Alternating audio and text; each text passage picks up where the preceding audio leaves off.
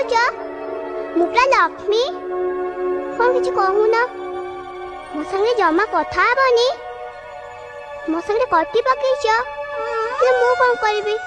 ମୁଁ ତ କେତେ ଦିନ ହେଲାଣି ଭାବୁଛି ଆସିବା ପାଇଁ, ହେଲେ ଏଇ ପଣ୍ଡିତ ନା ଜମା ଭିତରକୁ ଛାଡୁନାହାନ୍ତି। ଦେଖୁନ କେମିତି ଶୋଇକି ଘୁଙ୍ଗୁଡି ମାରୁଛନ୍ତି।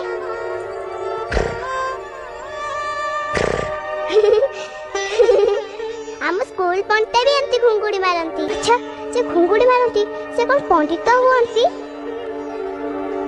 ଏ ରୁହ ରୁହ ରୁହ, ତୁମେ ତ ପଢୁଆ ନୁହଁ, ନୂଆ ଜାମା କାହିଁକି ପିନ୍ଧିଛ? ମୁଁ ନା ଆଜି ପଢୁଆ ହେଇଛି। ଦେଖୁନ ମୁଁ ନୂଆ ଜାମା ପିନ୍ଧିଛି। ମୋ ବୋଉ ତା ଶାଢୀରେ ନା ମୋ ଜାମାକୁ ତିଆରି କରିଦେଇଛି। ମା ପାଖରେ ତ ଜମା ପଇସା ନାହିଁ, ଆମେ ତ ଗରିବ। ତମ ପାଖରେ ଏତେ ପଇସା କିଏ ଦେଲା? ମୋ ମାକୁ ଟିକେ ଦଉନ। କଣ ପଇସା ଗାଳି କରିବେ? ତାହେଲେ ଥାଉ, ଆମର ଦରକାର ନାହିଁ। ମୁଁ ତୁମକୁ ଆସ୍ତେ ଆସ୍ତେ କହୁଛି, ତୁମକୁ ତ ଶୁଭା ଯାଉଛି। ଲୋକମାନେ କାହିଁ ଏତେ ବଡ ପାଟିରେ ତୁମକୁ ଡାକୁଛନ୍ତି, ଫେର ମାଇକରେ। ଯଦି ଶୁଣିଦେଲେ ନା ଆମ କଥା ସରିଗଲା, ଆଉ ଆମେ କଥା ହେଇପାରିବାନି।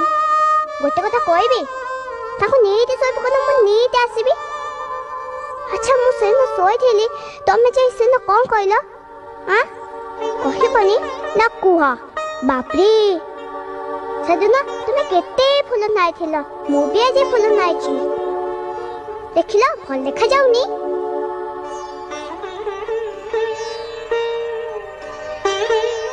ବାପ୍ରେ, ତୁମ ପାଖରେ ଏତେ କଦଳୀ କିଏ ଦେଲା? ସବୁ କଦଳୀ ଏକାଥରେ ଖାଇବନି, ତୁମକୁ ଥଣ୍ଡା ଧରିବ, ଜ୍ୱର ହବ।